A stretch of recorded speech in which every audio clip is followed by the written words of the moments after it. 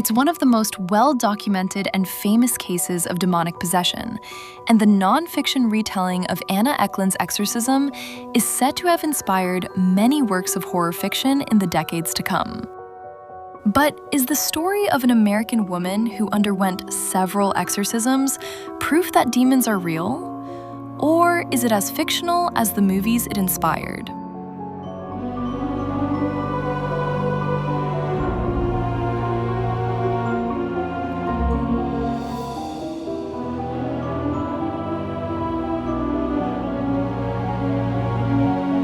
Anna Ecklund was a pseudonym for Emma Schmidt, an American woman whose alleged demonic possession and exorcism occurred over several decades, culminating in an extensive exorcism that lasted from August 18th to December 23rd, 1928, in Erling, Iowa.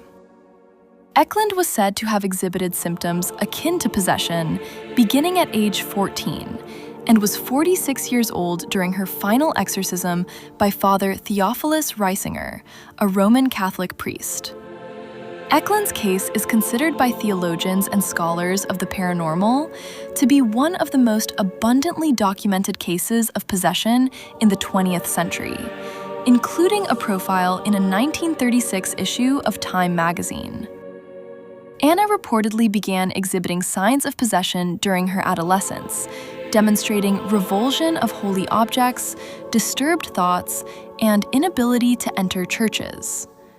Ecklund also began to take part in what was referred to as unspeakable sexual acts, often moaning and writhing her body suggestively in convulsive demonic fits. Many claim to see Anna contort her body in unnatural ways and writhe indecently on the floor or in bed. According to an account published in 1935, the believed source of Ecklund's possession was her Aunt Mina, a reputed local witch who placed spells on herbs for food she prepared. On June 18, 1912, Ecklund underwent an exorcism by Father Theophilus Reisinger, a Capuchin priest originally from Bavaria, Germany, entrusted by Bishop Thomas Dunn of Des Moines, Iowa. Reisinger had been a monk at the community of St. Anthony's in Marathon, Wisconsin. Little was documented concerning this initial exorcism. Also, some evidence suggests that Anna considered it a success. Then, in the summer of 1928, Reisinger was again consulted to perform a second exorcism on Ecklund. Father Joseph Steger of Erling, Iowa, a friend of Reisinger, suggested the exorcism be undertaken at a convent owned by the Franciscan sisters in Erling. Ecklund was taken to the convent on August 17, 1928, and reportedly exhibited numerous symptoms, including falling into fits of rage over food that had been sprinkled with holy water and hissing like a cat. With the help of the Franciscan sisters of the convent, the exorcism began on August 18th. The exorcism was reportedly violent, with Ecklund levitating, howling, and hanging from the frame of the doorway. The first session lasted until August 26th. A second session occurred between September 13th and September 20th, followed by a final 8-day session that lasted from December 15th to December 23rd, 1928. The extensive exorcism resulted in deterioration of Ecklund's body, as she refused to consume food, also vomiting foul debris and what appeared to be tobacco leaves. Her head, lips, and face reportedly swelled, and she also was able to speak in multiple languages unknown to her. Her face would contort. Her body smelled so bad, it drove people out of the room. Crucifixes placed in the room would reportedly bend or break on their own, according to witnesses. Some witnesses claimed to see her climbing the walls and levitating. Throughout the exorcism, her body writhed and contorted, her legs kicking and her back arching in agony, as the Catholic rites were repeated. She screamed in agony as holy water was thrown on her.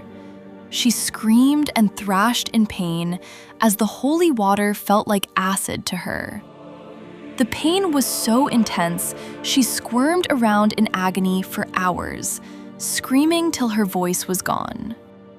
The exorcism was reportedly so grueling and Ecklund's behavior so violent that several nuns in the Franciscan order asked to be relocated to a different convent.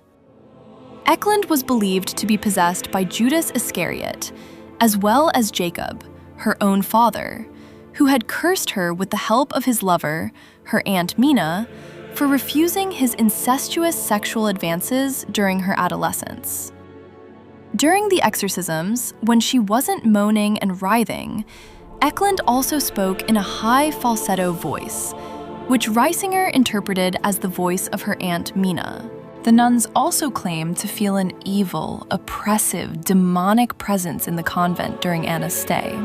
On the first day of her 1928 exorcism, she reportedly dislodged herself from her bed with lightning speed, flew through the air, and clung to the wall above the door with cat-like grips. According to witnesses, Anna's head and body would frequently swell to enormous sizes, with her lips allegedly growing to the size of hands. Her face would transform into the horrifying visages of her father Jacob and her Aunt Mina. Despite her emaciated state, her body would sometimes become so heavy, described as hard as iron, that she bent the iron bed frame to the floor. She frequently vomited impossible amounts of material, despite eating almost nothing. She spoke fluently in Latin, German, and English, as well as other languages she had never learned. Multiple voices, some deep and masculine, others high-pitched, would sometimes emerge from her throat without her lips moving. She reportedly taunted the nuns and priests by publicly reciting their secret childhood sins, often causing them to flee the room in embarrassment. She could not enter a church without feeling a physical barrier and reacted violently to blessed objects. She could instantly detect if her food had been blessed with holy water and would hiss like a cat and throw it on the floor. On December 23rd, the final day of the exorcism, Father Reisinger commanded the demons in the name of the Father, the Son, and the Holy Spirit, through the intercession of the Blessed Virgin Mary, to depart to hell. Ecklund collapsed on her bed and began writhing and convulsing feverishly, and began to shriek the names of the demons inside her. Beelzebub, Judas, Jacob, Mina, followed by hell, hell, hell. She opened her eyes and then spoke in her own voice, saying, "My Jesus, mercy, praised be Jesus Christ." Reisinger's exorcism was reportedly successful, and Ecklund only exhibited milder and quite manageable possessions after it. Her true identity was kept protected from the public in written accounts. Karl Vogel, a theologian, wrote an account of the possession in German titled "Begone, Satan" in 1935, using the pseudonym Anna I. According to Francis Young, an Anglican historian, elements of the account published by Vogel were repeated in a written account of Robbie Mannheim, Mount Rainier, Maryland, in 1949, by Jesuit priests. Young views the publication of the Ecklund case as integral in exemplifying the American exorcism. In February 1936, the 1928 exorcism was profiled in Time magazine. In 2016, a fictionalized British-produced film entitled The Exorcism of Anna Ecklund was released, documenting her possession and exorcism. In 2025, The Ritual was released, documenting Ecklund's possession and exorcism. After her exorcism, the nuns and Father Reisinger reported that the demonic presence they'd been feeling had left the convent. Anna remained under care of the church for several decades before her death. We'll never know for sure whether Anna Ecklund was genuinely possessed or a mentally ill woman misdiagnosed in superstitious times. But one thing we do know, after 1928, Anna never had another exorcism again.